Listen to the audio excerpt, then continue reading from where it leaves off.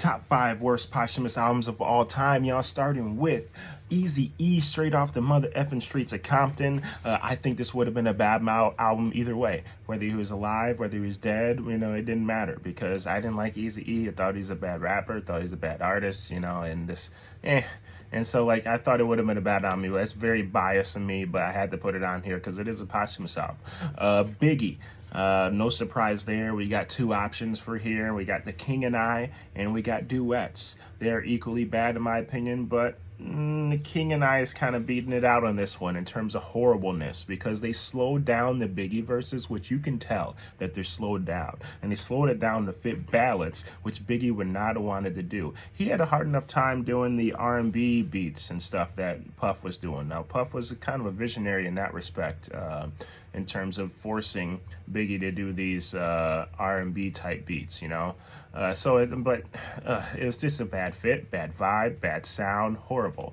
Speaking of bad fit and bad vibes, we got Tupac with multiple bad albums again, because we got Loyal to the Game and we got Pac's Life. Loyal to the Game is probably beating it out in terms of horribleness, because we got Eminem producing it.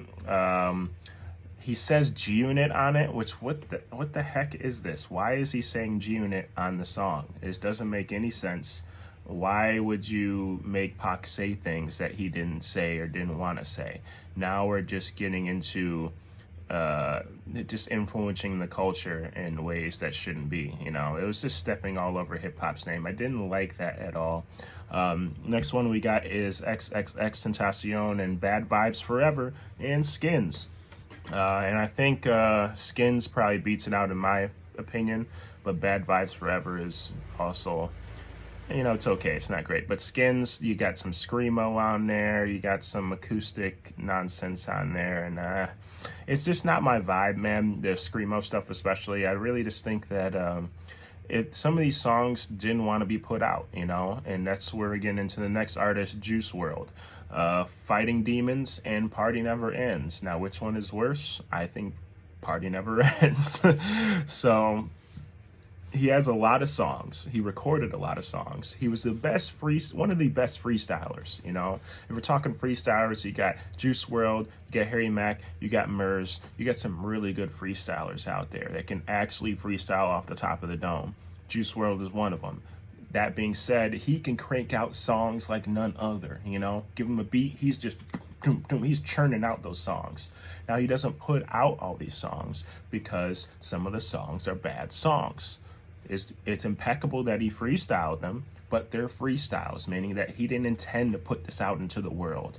Now, when he dies and you're forcing it down the throats of the fan base, that's a problem, and that's how you get albums like these. And that is the problem with a lot of these albums. All these albums have the same issue. Take scraps of vocals, not whole songs, take scraps of songs. Then you grab some features. Then you grab some random producers and you squeeze them into a quiche, hodgepodge, potpourri of horribleness and just Hayugan out to the fan base, and then you're stuffing them and feeding them and feeding them and feeding them. So, I mean, this is what we're doing to the fan base. We're just like, hey, can I get $1 more from you, please? $1 more, you know? And they're going to keep on doing it until they get that last dollar out of the fan base. And a lot of these albums were them just squeezing the last dollar out of the fan base. The King and I, Pac's Life, Party Never Ends, you know, they're just like, they're really going off of scraps that shouldn't even be there. Tyler Creator said it best, where he's like, don't put out any of my songs after I'm gone, because these are songs I didn't want to put out. These are songs that I didn't approve of. I don't want you making me say G-Unit when I didn't want to say it. Because I have in my will that if I die, they can't put no post out. That's fucking gross. Like, fans like me and get like some random feature on it, some nigga I didn't fuck with. Like, you Tyler? Like, no. I love you, Tyler. You know, it's like, these are things that the record companies will do, and some of the friends of the artists will do, you know. They're not keeping it to the original artist's vision. You know, they're just stepping all over their names. Now, some great posthumous albums have been Mac Miller's posthumous albums. I mean, those have been really good, and they're respecting his vision and respecting the name and what he was going for on those albums.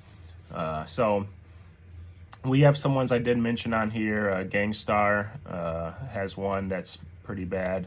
And there's a lot of them out there that are pretty bad. Pop Smoke has one that's pretty bad.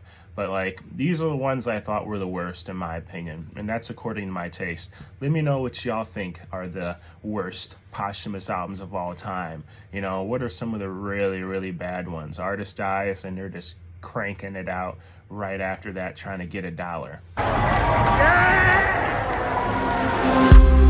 Back to the pep. Ain't nothing like a fresh cut, y'all. It's real life, ain't no make believe. From the master, welcome to my dojo. Times I wanna forget that we live a life in the heart.